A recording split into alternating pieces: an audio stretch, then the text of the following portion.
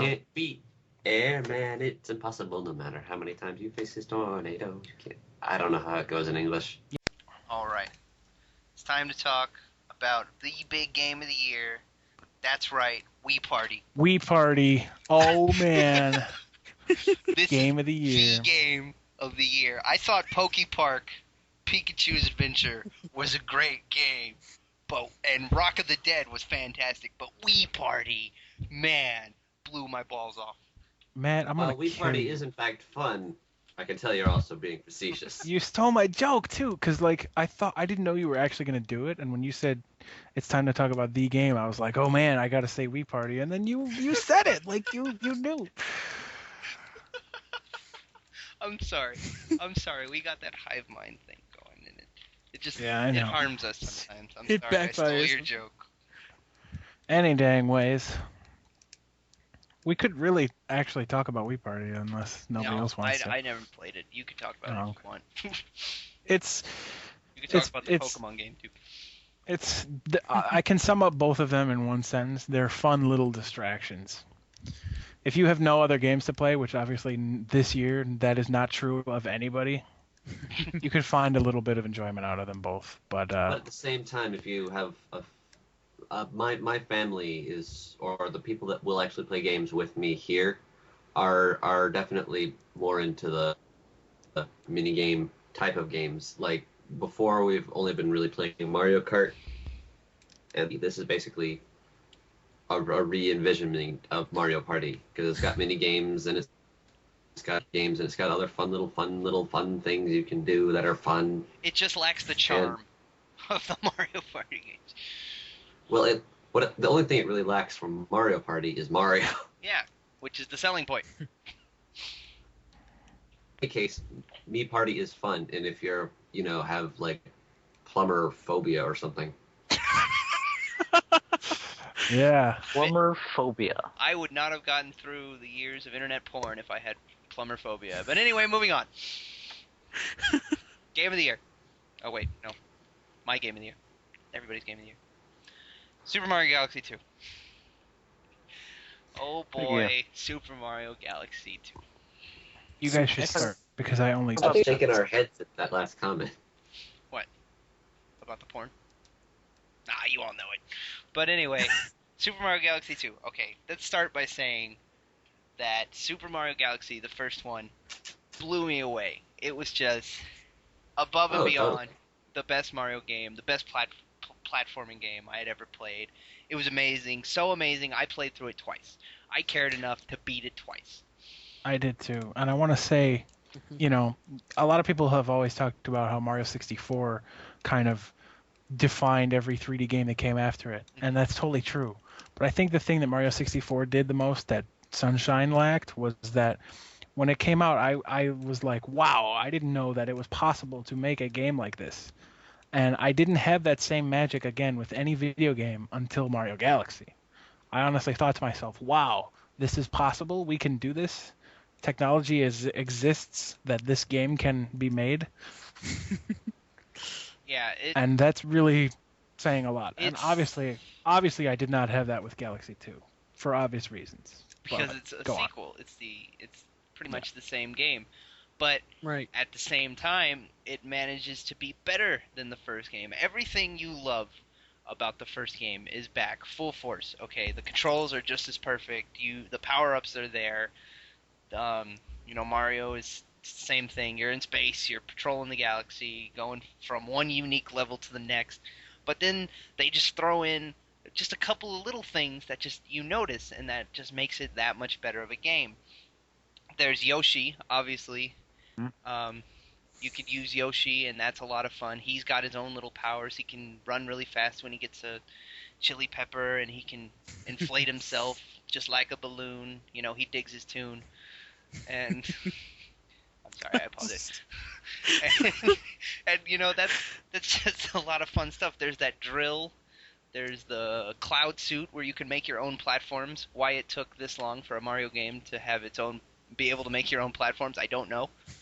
But it's there, and just the level design is it's perfect. It's a near perfect experience, and it actually improves upon some of the things that I didn't even notice were a problem in the first Galaxy, and I think Ricky could state that the best because we had this conversation earlier. Well, I just want to say I just got the game for Christmas, so Sinner. I'm a little late. I'm very late getting Galaxy. Yeah, it 2. came out in May, Ricky. Yeah. Yeah, I know, I'm terrible. But I think I'm only on like World 3 or something. I think can say that while it's not, it doesn't give me that feeling that wow, I can't believe this game exists feeling. I think it is better than the first game because it fixes a lot of the things. One of the new things they added in Galaxy 2 that I actually really like. I never cared for the prankster comets in either game because I feel like they're just, oh, well, instead of programming 120 individual stars, how about we do 75 of them, and the rest you just have to do the same stars over again, but this time don't get hit, or this time do it I in hate 2 those minutes. ones. This time, Collect a bunch of purple pick coins. up a bunch of purple coins along the way. Yeah, and that bothered me in the first Galaxy because I thought it was kind of lazy. And they have prankster comets are back, but what I think is cool that they changed is that to activate the prankster comet, you have to find like a big coin somewhere hidden in the stage, and they're not hidden spectacularly. You never normally have to really, they're in plain sight.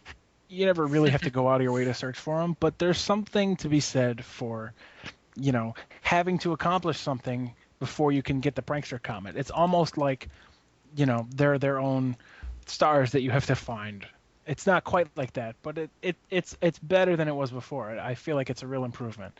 And I just learned today from Matt that after you beat the game, there's 120 more stars you can collect, and instead of the first one where it's just like, okay, there's 240 stars in the game, but 120 of them are you have to play the whole game again as Luigi, who the only difference is he jumps higher and slips around a lot.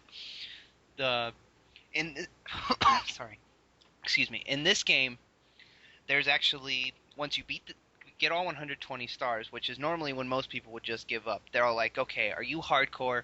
Then let's show me how hardcore you are. Throughout all the stages in the game, we have hidden more stars. Some of them have 3 stars, some of them have 1 or 2, some of them might not have any at all. And you have to find these stars on your own. We're not going to tell you where they are. The only thing you have to go by is whenever you get close to one, you can either see it or you can hear it. And I think that is a way to really give this game more replay value. It's been out since May, and I still haven't beat it 100% because there are so many stars you have to find. And it's ridiculous how well some of them are hidden. There's one in particular where there's this level where you're sliding down like the slope of sand.